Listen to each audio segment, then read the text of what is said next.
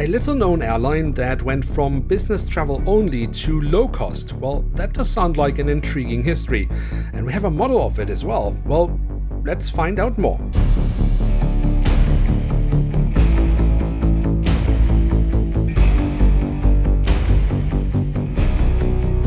With that, hello and welcome to a new episode of Review, where we today will take a closer look at a Boeing 757-200 of OpenSkies.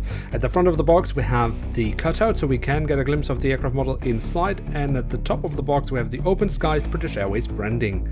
Then on the back side of the box we have a lovely image of the aircraft in real life. We're provided with a web link from Herpa Wings for more information. This web link does however not work anymore, and we can see it is a limited edition.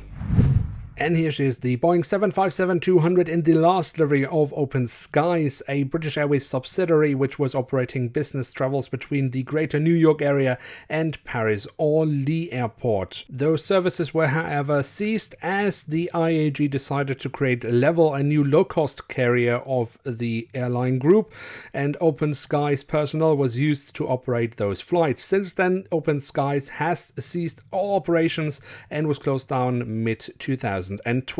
But let us take a closer look at the aircraft model that represents this little chapter in the aviation history. And we start off with the tail section, where we on the vertical stabilizer have the British Airways branding. On top of that we have the last two letters of the registration code. Then on the fuselage we find the flag of the European Union, the flag of the United States. We then have the British Airways branding once more and the full registration code of the aircraft. And at the very tail of the aircraft we then also have a little bit of detailing around the APU exhaust. At the front of the aircraft and across the fuselage we then have the writing of OpenSkies. The name of the airline actually refers to the EU-US Open Skies Agreement, which permits any airline based in the United States or the European Union to operate services to and from any EU and American location, and at the time the UK was still a member of the European Union, hence allowing an UK owned airline to fly between the US and France. And then we do also find a One World logo of which the airline was a member, and underneath the cockpit windows we have the name of the aircraft. The cockpit section itself is rather bare boned. We have the cockpit windows and the window wipers printed on, and that's about it. The engine nacelles have been kept in this light grey tone, just like the belly of the aircraft, and the only printed detail we find here is simply the silver leading edge. A little bit disappointing, to be honest.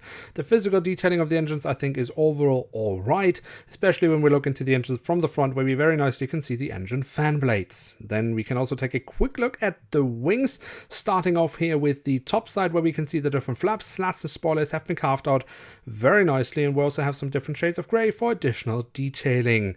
The underside of the wings I think also look pretty alright. Here we also have the full registration code of the aircraft once again. However, my highlight on the wings are the winglets, which I think Herpa has done a pretty decent job with, and personally I really like the red coloring on the outer side. Then we of course also have the landing gear. That is the standard landing gear that Herpa uses across all their 757 models, whether it's the 200 or 300, doesn't matter, it's all the same. It's not my favorite landing gear, it's okay, it does the job. Of course, I would like to have some printed details, but as always, we only get those with Herpa Wings Club models. And then last but not least, we also have the doors to the cargo compartments printed on here in the backside of the aircraft and here at the front of the aircraft.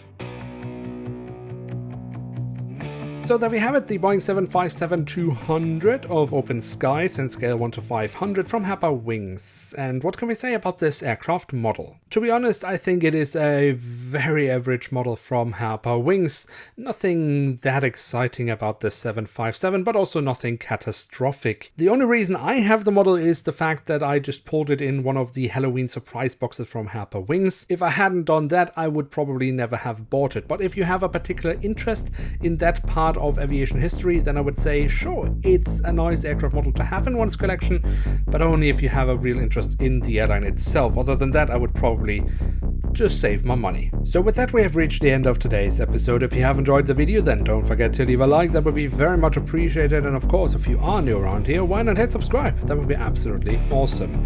With that, I'd like to say thank you so much for watching. Hope to see you soon again. I'm checking out, and bye.